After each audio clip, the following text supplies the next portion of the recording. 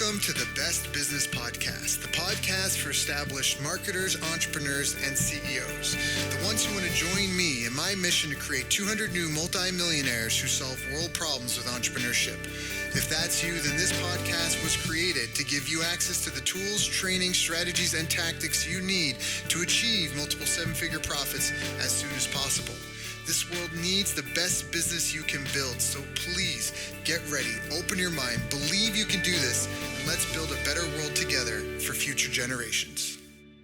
Hello, everyone. Thank you for joining us. I'm Daryl Urbanski, your host as always, and today I have a very special guest for you, a man who I have admired for years now. He's influenced me in many, many, many ways. In fact, his material was some of the first I ever dived into back when I was a complete newbie at this. I'm sure most of it went way over my head, but what a great introduction to marketing and the psychology of it all it was. And if you don't know yet, I'm talking about the one and only Glenn Livingston. Glenn and his lovely wife Sharon have been highly sought after marketing consultants for billion-dollar companies. Fortune 500 companies like AT&T, American Express, Exxon, Citibank, Hallmark, Kodak, Kraft, Lipton, Panasonic, MasterCard, Whirlpool. He's a legend. In fact, I'm part of an online mastermind group Glenn is in, and people talk about him like the Loch Ness Monster or Bigfoot or something. They'll say things on calls like, did you see Glenn? I saw him answer someone's question. I hope next time he answers mine. So Glenn's a great man. He's also very humble, very modest, and a real-life marketing ninja, and you'd have to have sold over $20 million in consulting services to major brands like those I just mentioned. Glenn also managed to put himself very deep into debt with a business project which came to an abrupt halt right after 9/11. So what did he do to get out of this? He goes and uses a system he's been developing for over 25 years and enters 17 different niches all at once and all profitably. Not only this, but he then co-founded, helped build, and eventually sold a very well-respected marketing agency. He's worked personally with over thousands of clients in his 25-plus years as a coach. He's helped countless of them develop very lucrative and fulfilling careers, including another guest of ours, Ryan Levesque, who took Glenn's teaching and went and helped sell over $100 million for his clients, internalizing Glenn's system.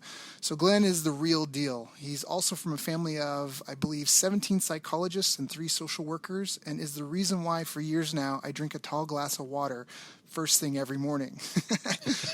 Glenn, thank you so much for joining us today. I've been looking forward to this more than words can express. How are you doing, my friend? Thanks, Daryl. It's an honor to be here. Why do you drink a tall glass of water every morning? Because in one of your videos, you were talking about how it helped you so much and it was so beneficial. And it was like some indigenous tribe somewhere, like we wash the outside of our bodies. Yes. I was doing an audio about selling with stories. Yes, in Fiji. And right.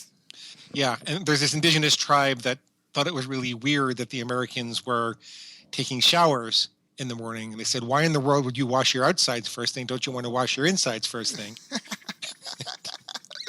Yeah, and I had a whole story about marketing with stories, and I wound up buying a subscription to Fiji from that for a long time too. So thank you. I'm doing really well, and I'm happy to be here. Awesome. Well, it's an honor and pleasure to have you. And I've honestly been doing that almost every morning for years. I know you said it was like a liter or something at the time, and I just have a big tall glass, but it's huge. It really, I feel it hitting my system. I feel it waking me up. And I think we talked about just before this the importance of a morning routine and just to help you wake up and get ready for your day. So that's been a huge part just in helping me. So I definitely owe you that. I mean, sometimes it's the little things, but it's just even stacking habits that can have a huge impact on your life. So, yep. Start the day off right and it keeps going right.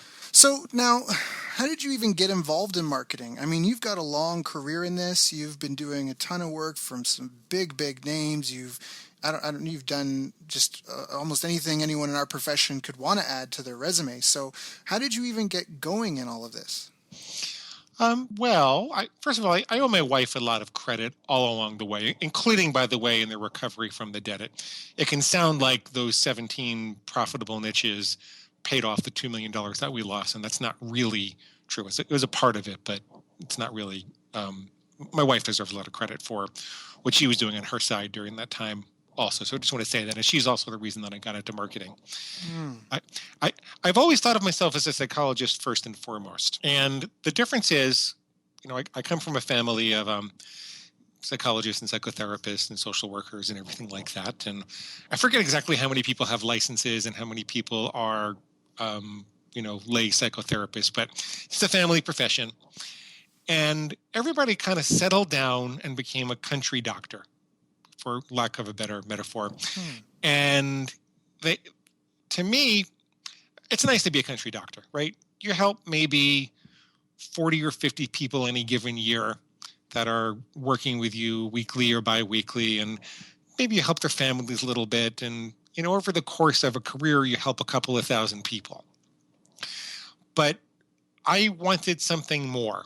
When I was a little boy, I remember going to show and tell in kindergarten, and people asked me what my dad did. And I said, well, when people are unhappy, he makes them happy. And that's what I wanted to do, but I wanted to do it on a broader scale.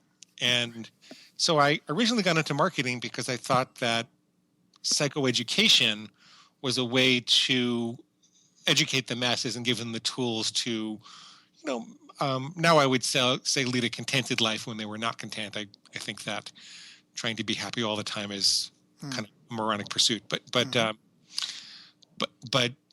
I guess, make a long story short, I married a marketer, and I got more and more interested in what she was doing, and I had skills that she didn't.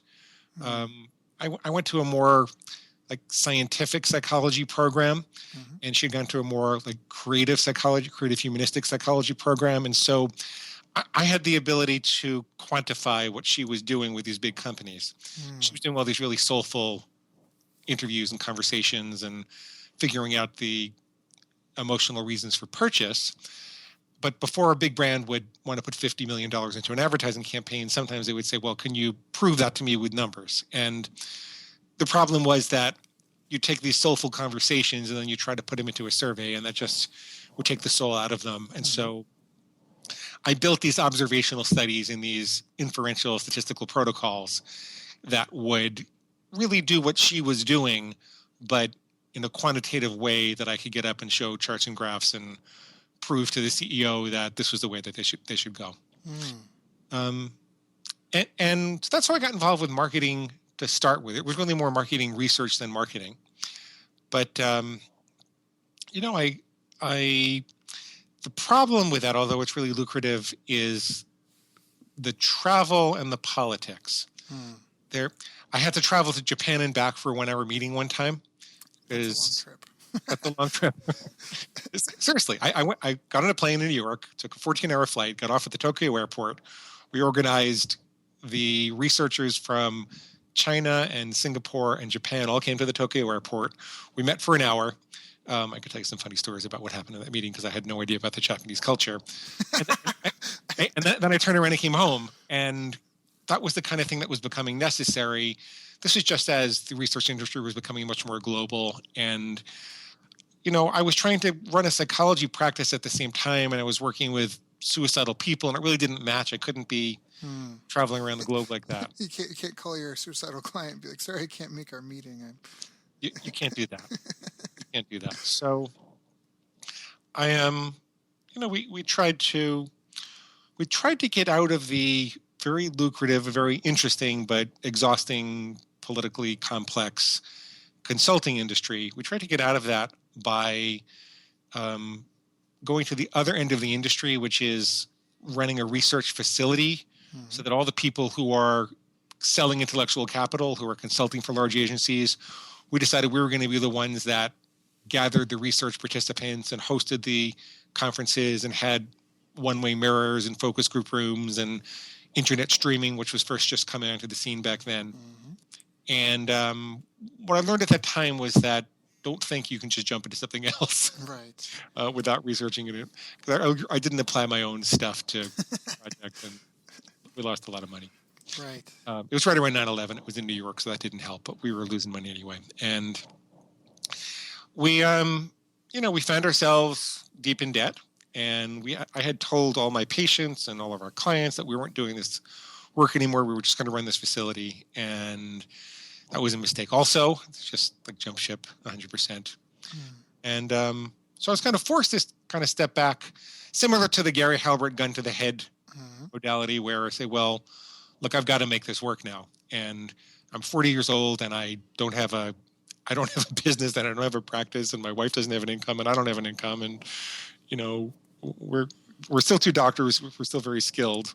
Right. And we built ourselves up by applying what we knew about psychological research to our own projects. And I started out with really small stuff, guinea pig. Yeah, guinea pig and guinea pigs. I remember you talking about the difference of search traffic. Yeah, if you can intercept people and ask them what they're looking for, it tends to differ depending upon sometimes things as small as one letter of the search phrase. People searching for guinea pig, if I remember correctly, wanted to know what a guinea pig looks like and how big they get, and people searching for guinea pigs were more likely to want to know about how to take care of them and how long they lived and were they okay with kids. And obviously there were marketing implications for that, because if you intercepted people and exhaustively ferreted out those differences, you could then segment them into different marketing funnels that address what you already knew they wanted. And they would say, wow, this is like psychic prediction. Right. Which is so powerful in marketing. I mean, that's a huge, huge thing. That's the holy grail, right? Is to enter the conversation going on in people's minds. So where did that then kind of lead you along? I mean, you started doing guinea pig in small markets and small little info businesses, if I'm correct. And right. It was off of pay-per-click and your like a survey basically your own survey formula, correct? Yeah, it was like a variation of the underachievers model, if you remember what that was. So you'd run an ad that said everything you need to know about guinea pigs all in one place. And then they'd click on the ad and land on a page that says, I'm writing a book about guinea pigs, and if you'll just tell me your single most important question about guinea pigs, I'll give you a copy of the book. And I said, well, that's really a simplistic model. It's a very powerful model because it runs on the notion that marketing is just asking people what they want and giving it to them. Mm-hmm. And it's a lot easier to know what people want if you ask them than if you sit around in a boardroom and guess about it and spend millions of dollars doing that. Right. Which is what a lot of Madison Avenue does. Right. So I added, elements of, if you ask people how difficult it's been for them to find what they're looking for, then you can start to isolate things that are market gaps as opposed to things that they could find for free on the first page of Google or easily finding with other vendors. Right. I would ask them why they were looking for it, what it would mean to their life, and I don't know how much you want me to talk about all this because I've talked about this in 1,000 other interviews, but you can find it's better to know that the reason this woman is searching for how long guinea pigs live is because the last pet that she got, her kid, was a hamster, and it died after 6 months, and the kid was devastated. As a marketer, that gives me a much richer canvas to paint than if I just know she wants to learn how long these animals live. But right. I don't know why. So I would be adding those types of things, and then I would do all kinds of statistics and looking at different segments and breaking the market up into funnels and looking at the keywords. And I had to develop a very sophisticated process. Turned out to be mostly for people who wanted to play in the deep end of the pool. I affectionately call them propeller-headed geeks or geeks who live in jocks' bodies like me. And so intriguingly, like that was not a multi-million-dollar business. Teaching people how to do research, it was a lot of fun, but I started teaching that. I was asked to speak about it because I had some real success in all these different markets. So I started teaching it, and I think, you know what, I'm going to have to build a real solid multi-million-dollar business. I was making a few $100,000, but it just seemed like it was going to go on like that forever. And I was in all these different, I was so dispersed that I couldn't really focus on any one business. And how was I going to develop the back ends? And it was driving me crazy. And so I decided that, all that work was just to develop the formula. That's what that was all about. And I did that, and I proved it, and I got out and I spoke about it, and I got a little famous for it, running around to the seminars. And then people started asking, gee, Glenn, this is real deep into the pool kind of stuff. Do you think you could do it for me? And if I was going to do consulting again, I decided I just had to charge a fortune because Mm-hmm. I made a lot of money consulting for big companies. And the only difference here was that I could stay home, but I just didn't want to be in my 40s trapped consulting for everybody else. So, Mm-hmm. so I got a partner. We started an agency, Mm-hmm. and that became Rocket Clicks, and they grew to 21 people, and they did very well. Mm-hmm. Painfully, it was painful. I got to say, we had some painful few years, and I wound up selling my shares in the company to an amicable partner who I still talk to this day and consider a friend. I think I was there. You guys just launched shortly after Ken's last system. I remember you guys doing a plug for it there.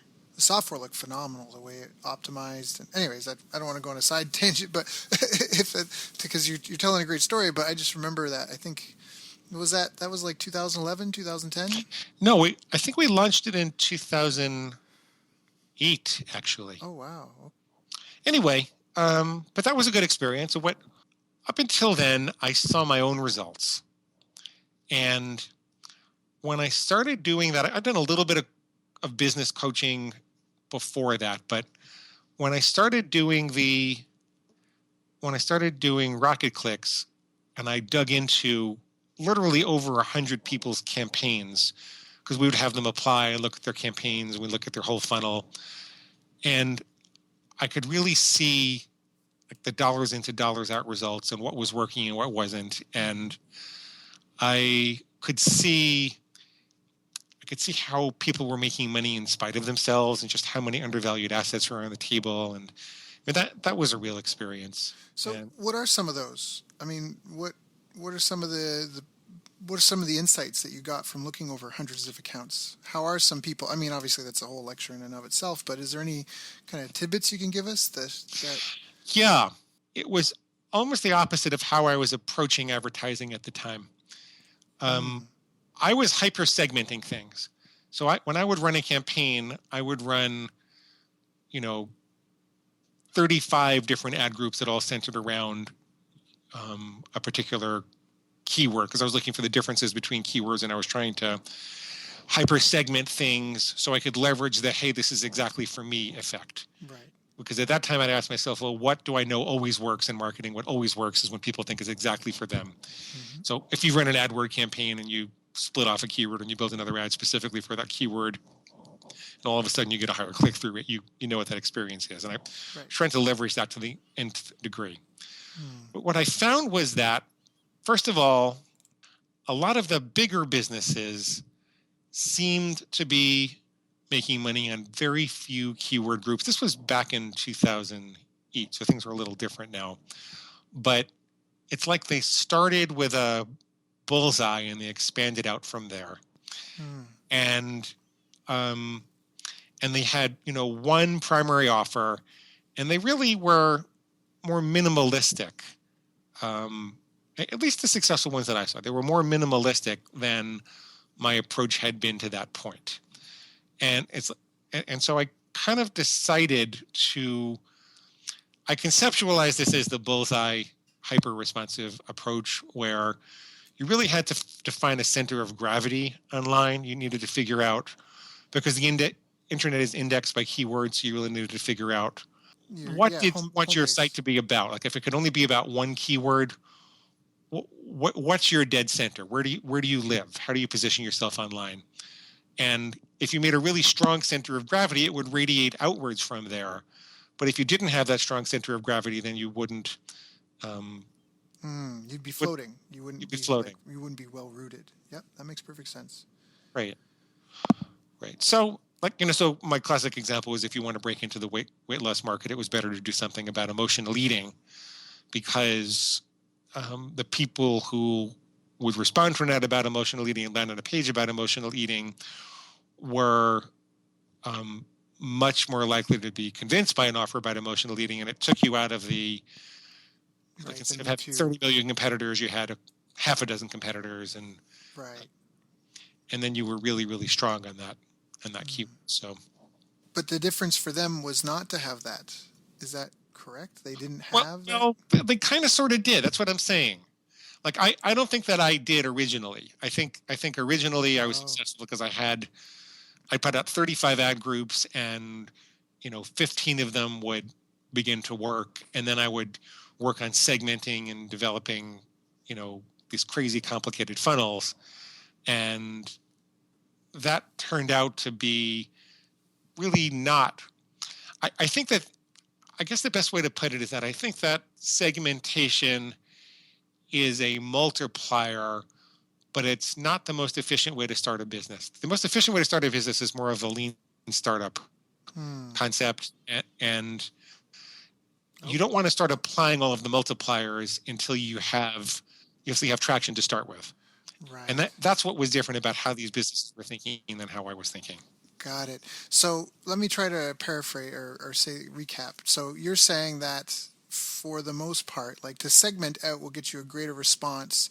It'll multiply what you've got, but if you have zero, then segmenting a lot isn't going to do anything. You need to kind of establish a baseline, kind of a core avatar, a core product, a core funnel.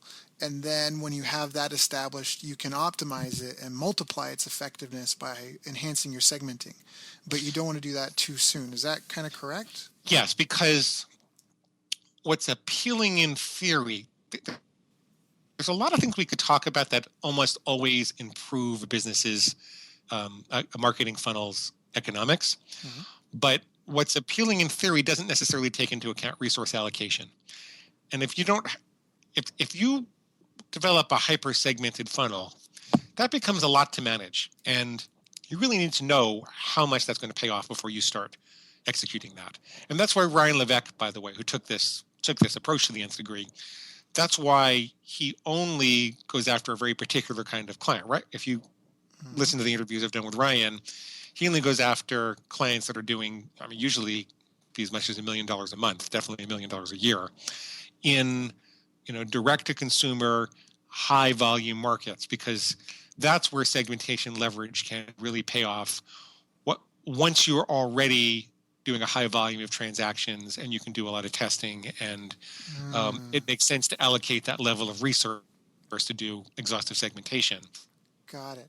Now, sometimes if you've got something that's kind of sort of working, right, you can bring it over the profit line by segmenting it. But I think that I was early on just kind of fascinated like a geek, because I just really liked the idea of segmentation, and I hadn't played it out to the end result. Got it. So if you were to redo, instead of launching L17, but if you were to launch a new business now or to take on a new endeavor, like what would be your approach then? Would you still? Well, so for the last 5 years, I talk about defining an archery target. I talk about a hyper-responsive. Well, I talk about a hyper-responsive research process where you define a bullseye, and then you define a series of concentric circles around it, and no more than 6 concentric circles. Okay. And so I really look for 6 keyword groups, and then you go through the internet looking for who's winning the game. Yeah, so I define an archery target. I want to know what I'm aiming for, and that includes a bullseye, which might be emotional eating. And then it includes some related keyword groups around it, like, maybe it would be binge eating, overeating, stress eating. And I make sure that I know what the boundaries of that target are. So it wouldn't go all the way out to weight loss, because that would be too undifferentiated, but it would go out to stress eating. And I study what the competitors are doing on those keywords, and I study what the best-selling books in Amazon are writing about, and what are their tables of contents, and what's the language and concerns and objections in the Amazon reviews. And I look at other language on social media, and I kind of gather and organize that in a systematic way so I can take a really good guess as to how to put up a site. And then I run a survey on that site, and you can see an example of one of those surveys at screwyourdiet.com. That's where you would go. Screwyourdiet.com. I love it. And the survey is not actually on the landing page. When you click the action button on that page, you'll see the survey. Got it. Okay. But I put together a whole website, and then I would run the survey. And I use that to gather all the information about the kind of content that I have to produce. And then when I'm launching it in pay-per-click, I actually start with just one keyword. I start with the bullseye keyword. And I usually start in Google because I think they're not that they're necessarily the friendliest, but they've got the best system, purest traffic, the most intelligence that I can gather from it. So I start with Google and I expand outwards. I look to see what other keywords that they start exposing me to if I bid on a broad match for, emotional leading, for example. And then usually that will be the keywords that I researched because I did the original keyword research in Google. But I'll see where it goes because it really empirically at this point depends on what people are actually responding to, and I'll build it outwards from there. So I'll let it organically evolve as opposed to trying to segment from the beginning. Got it. And then if it's working, then I'll think about segmenting later on. Got it. Now, for anyone that's listening to this that may not know the importance of keyword research, I mean, what a lot of people may not even think about or realize is that, for years, we all wish that we could read other people's minds and know what they're thinking. And with the internet, you can. And although it's a casual term thrown around keywords, that's what you're getting. You're getting the thought people are having when they're going to the internet. Correct, Glenn? Well, what I like to say is that keyword searches are compressed conversations people wish they could have with a loving uncle or aunt. Where people really, if I'm overeating chocolate, which I've been known to do, I really wish that I could go talk to a loving aunt and say, Aunt Sheila, I can't stop eating chocolate. It's driving me crazy. I'm 20 pounds overweight and my triglycerides are too high and I really have to stop. What should I do? And she would go, there now, Glenn. Let me tell you about when I had this and I work with these other people who had it. And, what you need to do is X, Y, and Z. But I can't say all that in a search engine. So what I type in is emotional eating or stop eating chocolate, right? Right. And your job as a marketer is to decompress the compressed keyword phrase and figure out what that original conversation I was trying to have with my aunt would have been. Got it. And the way you do that is by looking at the bestsellers on Amazon for stop eating chocolate, and then look at the book reviews for those bestsellers. Right. And within those book reviews, you're going to find very emotional language. Right. On both sides, the positive and the negative. The negative reviews are just as valuable, right? Because I know right off the bat, people think positive reviews, but... the negative reviews will recommend the things that would... The negative reviews will represent things that will stop people from buying. So those are objections you're going to have to overcome in your marketing. So you'll look there. You can go to search.twitter.com and look to see what people are tweeting about stopping eating chocolate. Is that the new one? Because you recommended one before. It was TweetGrid, and it doesn't work anymore, I don't think. TweetGrid doesn't work anymore. Yeah.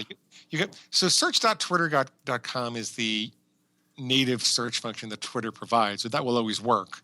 But there used to be a free utility. There still are free utilities, but I used to recommend TweetGrid that would set up a marquee, kind of like an ongoing scrolling Twitter conversation on your keywords, and you could enter the whole archery target, not just one keyword. But I could have a marquee going for emotional eating, one for stress eating, one for binge eating, one for overeating. Mm-hmm. You start to see what the difference is between them.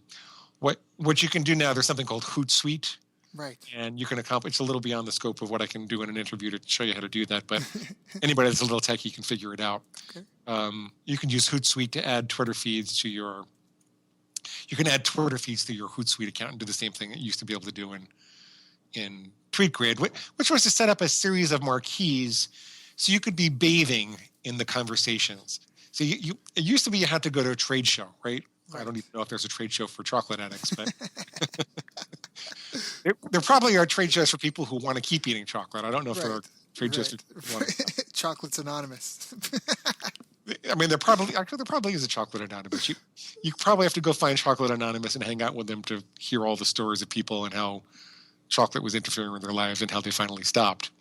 But now you can be listening in social media. You can also, search Facebook for those types of conversations. You can look for groups in Facebook where people are talking about, I don't think you'd find a group where people are talking about stop eating chocolate, but I think you would find one about stress eating or emotional eating. Mm-hmm, mm-hmm, mm-hmm. And that's how you start to read their minds. And ideally, you invite people from those groups to talk to you. Sometimes you could pay them a few bucks. It's better if you don't, but sometimes you have to. Wait. You actually talk to prospects? That's so crazy. Yeah, I got to tell you, it's really hard to convince people to do this. Yep. But there's nobody that ever told me they regretted it when they did.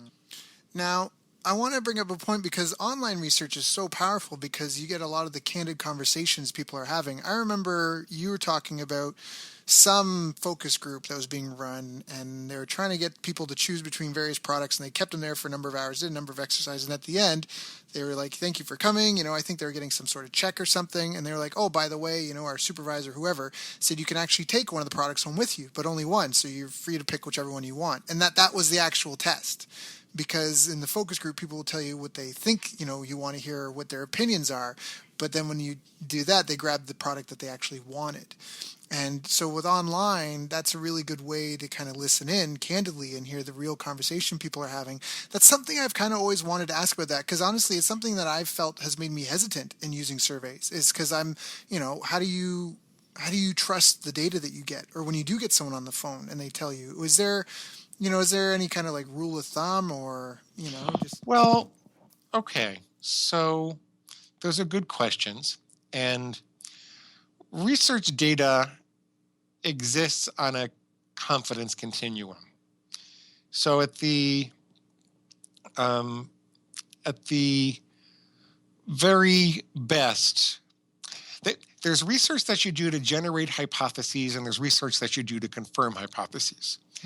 And like the people who say that you should only do quantitative research, what they're missing is, well, what is the input for that research? And is the input for that research scientifically determined, or did you pull that out of your butt? And so I've always believed that you need a thorough approach to marketing research, which incorporates both qualitative and quantitative methods. So I gave a talk called The Four Corners of Marketing Research.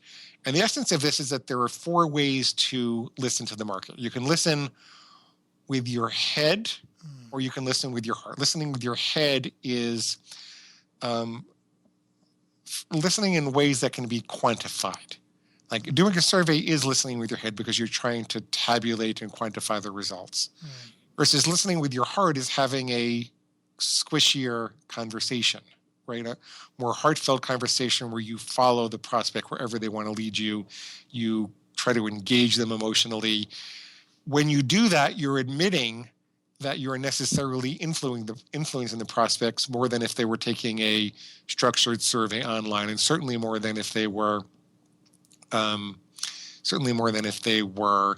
buying or not buying when you were comparing in a scientifically controlled experiment, right?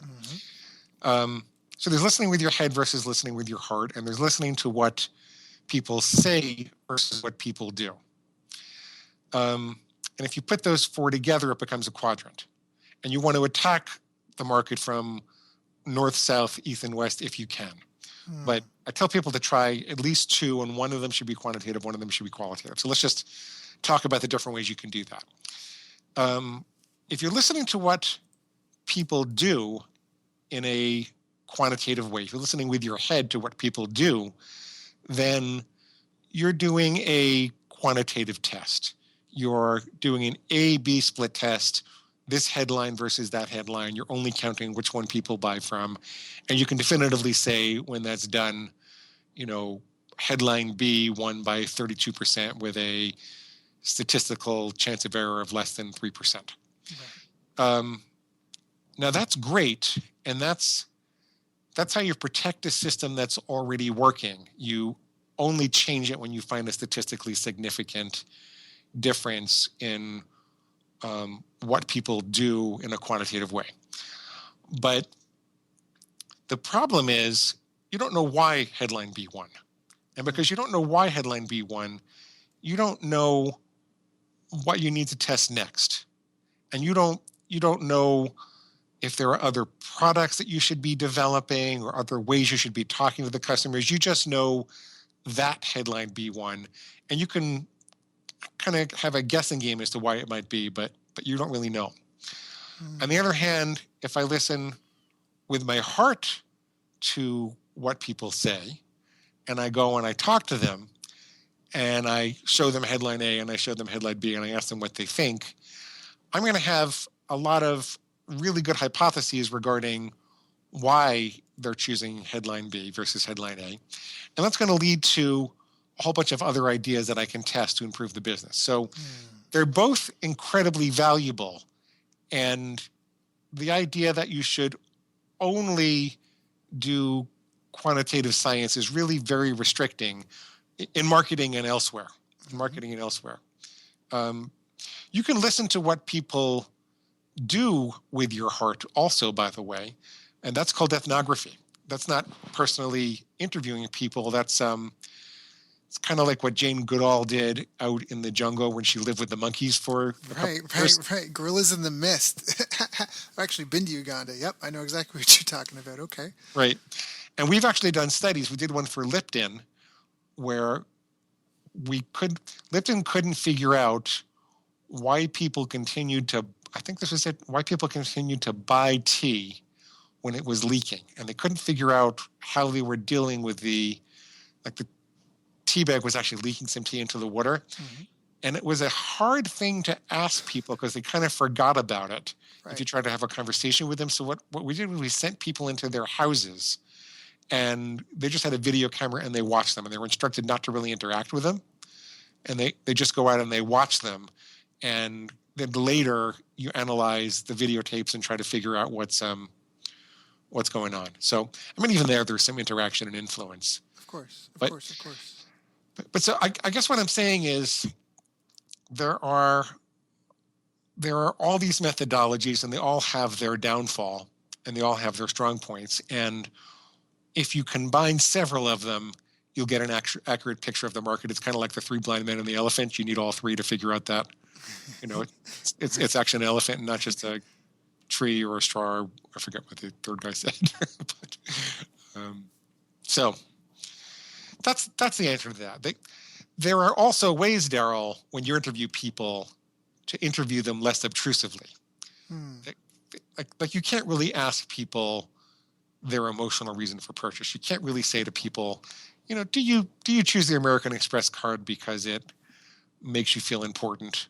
It makes you feel like you're a high status person. You can't really do that because it's not socially desirable for someone to admit that in front of another person. So there are alterations in questioning techniques that we can use to get at that information without asking it directly. You kind of do things in a game-like way. Maybe we'll have them, look at the American Express. Imagine they can see the American Express Platinum card on a door, and they can also see the American Express regular card on a door. And we'll put them in a relaxed state and tell them to walk through those doors and see what they see and hear what they hear and feel what they feel and just imagine an entirely different scene. And then have them talk about what they saw, and then it becomes really clear why they like one versus the other.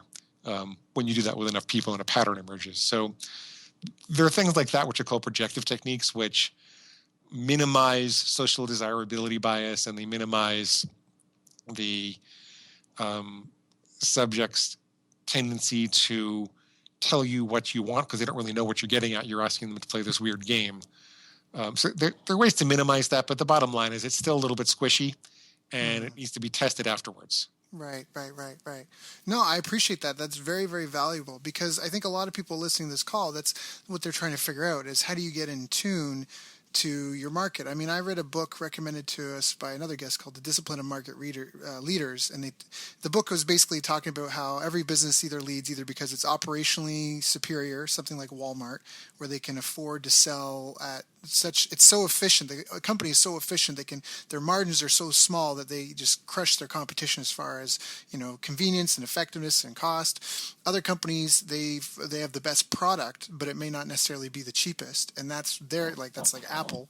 And then other companies, they just, like you said, like that, it's built for me, that custom feel. And I think all of us want all of that, right? We all want optimized businesses, and we all want the best products that we can deliver, and we all want to tune in. But that's especially for you. I think that figuring that part out is really difficult for a lot of people. And I know some people that, they make money hand over fist in their market, but they're frustrated because they don't even know why. I mean, I have a client that's doing $25,000 a month, but they sell to parents. And this is literally what the one lady said. She said, parents are fickle. I don't necessarily know why they're buying. And so this stuff is really helpful. I know for you, because you sit in it so much, it might seem old hat, but I think it's really valuable for a lot of our listeners. And I definitely hope that they're taking notes. And if anything's jumped out at you, please listen to it again. I've been trying to not take notes. Can I tell you something that I think is incredibly stupid? Sure. It just drives me crazy, but I see it over and over and over again. Please do. People that have successful online businesses and they've never interviewed their customers. Right. Like I know people who have multi-million-dollar businesses and they've never interviewed their customers, and there's just so much gold sitting on the table. If you send out an email and say, hey, I'd like to talk to you for a couple of minutes, could you please reply? I just want to find out, how are we doing? How can we do better? How else can we serve you? Right. And, spend a half a day talking to those people, and you just won't believe what you find out.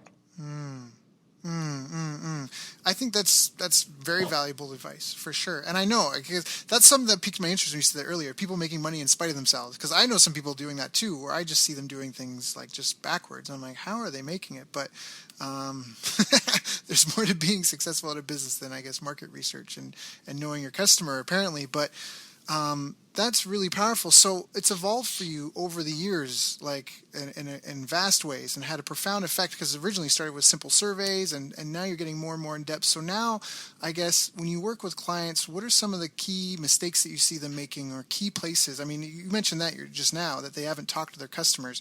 Is that like the biggest mistake you see most people making, that they don't have any of that frontline? No. I think are you talking about beginners or people with existing businesses? Well, let's say people with existing businesses. The biggest mistake I see people with existing businesses making is chasing traffic and diversifying, trying to go after efficiency, when what they really need to do is improve the conversion of their whole system. Traffic is really driven by conversion. If you can afford to pay more for traffic because you convert twice as many customers as everybody else, twice as many prospects as everybody else, and if you have a higher lifetime value than other people, then you can get all the traffic you need doing that. It's much more effective. But I still find that most businesses don't really understand how traffic really works. And I also see, and this is in part an artifact of the fact that I taught in pay-per-click circles and I owned an agency. So a lot of my followers tend to be pay-per-click thinkers. But, Google, Facebook, and Bing are not the only places in the world to get traffic. Right. And I think I see people just feeling way too dependent on Google in particular, and getting stuck there. So the other mistake that I see is resource allocation. It's kind of like what we talked about with the segmentation, but I think people tend to have too many projects going and not enough discipline with regards to which project they're really going to execute this month. And they'll try to execute 6 projects at once, and none of them actually get out the door to make the money, when they should be putting 6 units of effort into one project so that can get out of the door and make money and then move on to the next one. I see that a lot. Yeah, I was laughing because that's me. I'm definitely guilty of that. I'm not happy unless I have 8 things spinning. So that's definitely, yeah. As an entrepreneur, we don't have parents that tell us not to eat cookies, right?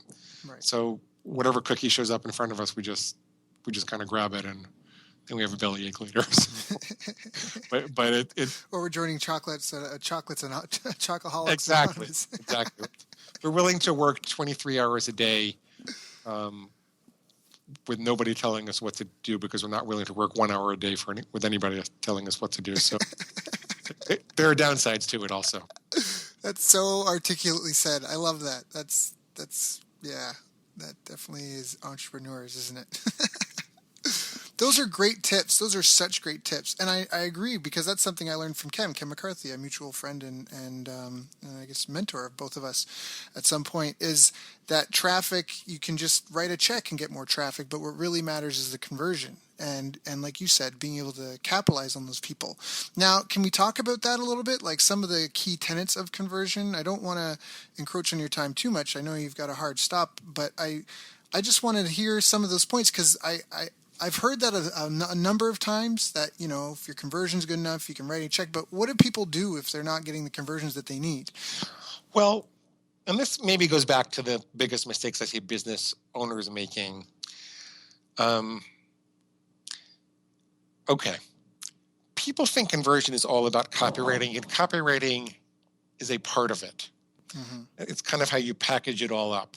But really, it's the match of the offer to the audience. And if you're not getting good enough conversion, probably the first place to look is not tweaking the headline or changing the color of your site or, adding another story. Probably the place to look is the offer well matched to the audience, and is it strong enough? People tend to underestimate the cost of customer acquisition. They're really trying to make money on the front end product, and they're not willing to pay enough either in value they're giving the customer or in the discounts or time that it takes to actually take care of that customer for the first offer. Customer acquisition is a really expensive process. And when businesses get caught up in the efficiency of customer acquisition, they actually wind up spending more money in the long run.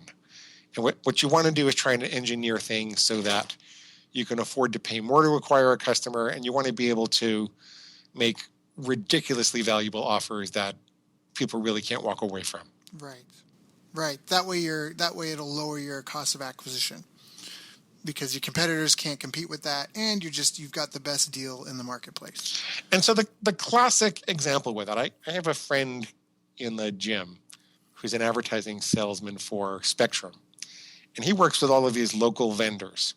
And he says, people come to him and they say, yeah, I'll be happy to make an offer for your readers. I'll give them 15% off with this coupon. Right. And he'll say, 15%? I want you to give them a free dinner. Yeah.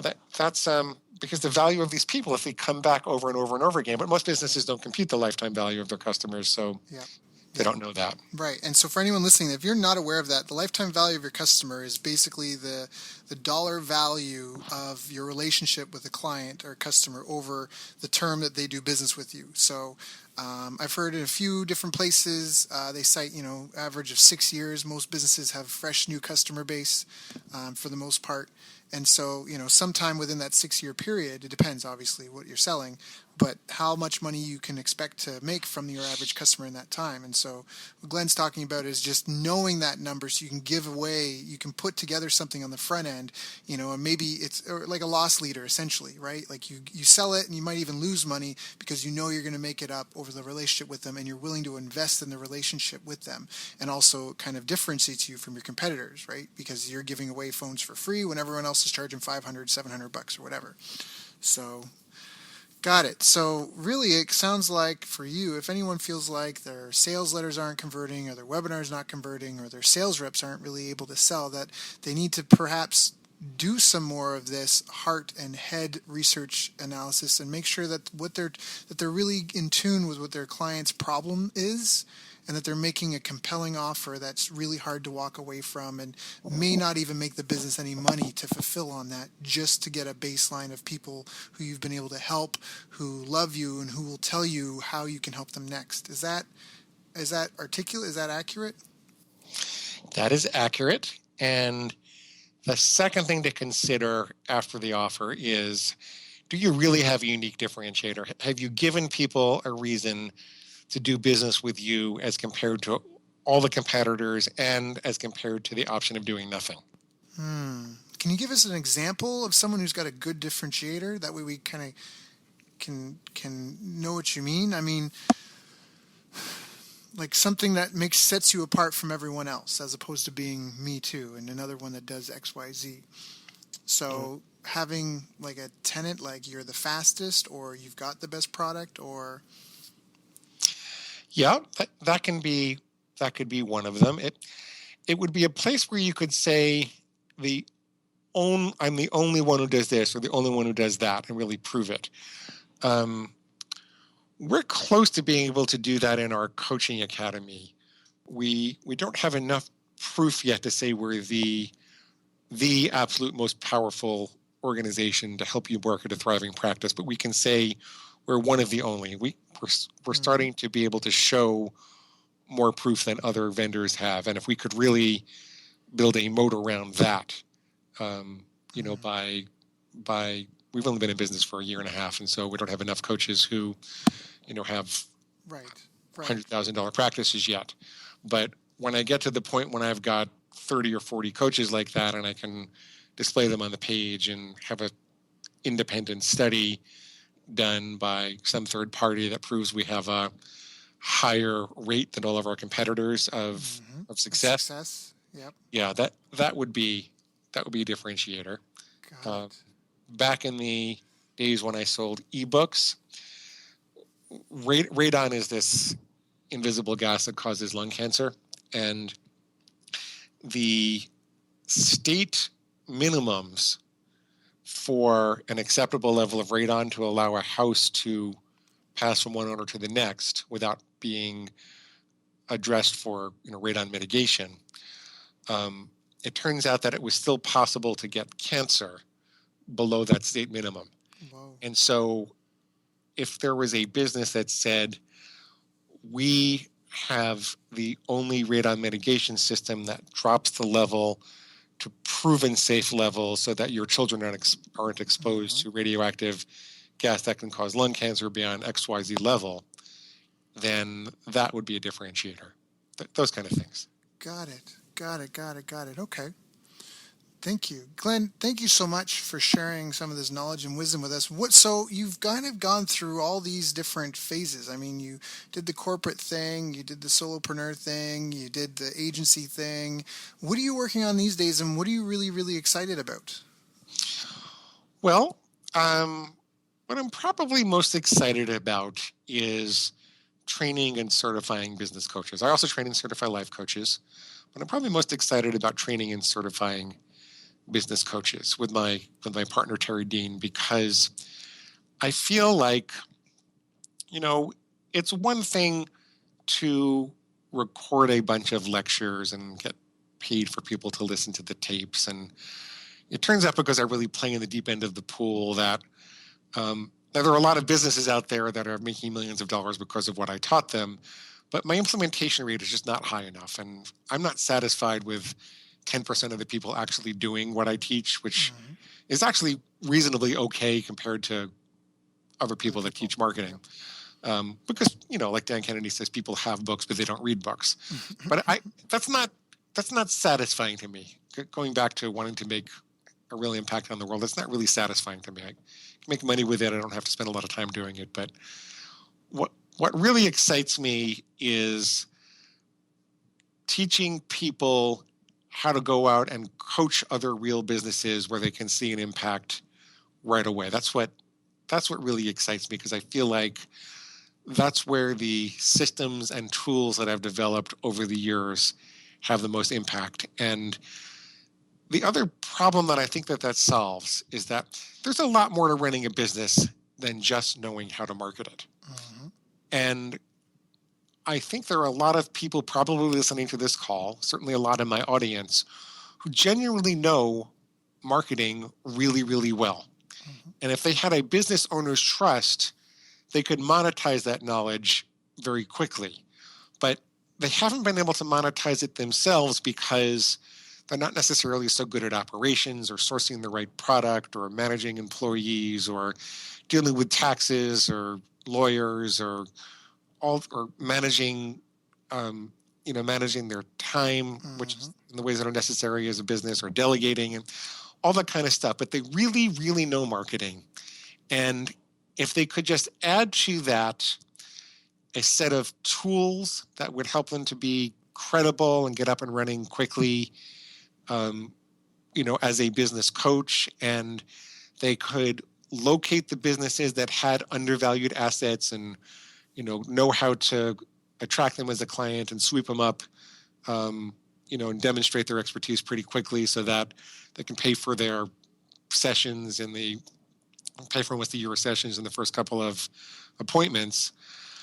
That's what excites me. When people come back and tell me stories like that, that's what excites me. And so that's what I'm working really hard on these days, is developing the Business Coaching Academy. And then, believe it or not, the Personal Coaching Academy goes hand in hand with that, because when you're coaching a business, you're not really coaching a business, you're coaching a business owner. Right. And so business owners, it's not just about giving them information. You have to get them to actually execute on the information. And that gets into relational dynamics and why people are afraid to do what's really in their best interest, and how to overcome people's head trash in order to get them to cooperate and grow their business. So those are the things that I'm excited about these days. That's awesome. Yeah. And how does someone get in touch with you if they're interested in any of that? I mean, some of the things that you were saying really hit me, because I think you're right. I think that it's hard to be a jack of all trades and be successful, and people have to pick something to specialize in. And you obviously have done your research, because you articulated it very, very well. We have. Yeah, so probably the best thing to do is to go to growthaccelerationsystem.com. growthaccelerationsystem.com, and you can read over the program that we offer. It's generally closed. We open a couple of times a year, so read over what we're offering, get on the waiting list. There'll also be a link to get into our free video training, and then when we do have an opening, you can come on board. That's awesome.